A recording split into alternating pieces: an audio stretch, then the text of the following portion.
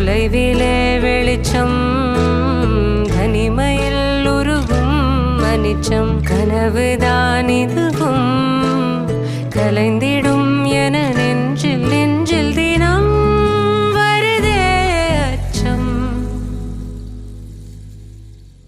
மேகதூதம் பாட வேண்டும் ஏனி மீது சாரல் வேண்டும் காளிதாசன் காண வேண்டும் காணவில் வரும் வாழ்வில் மீண்டும்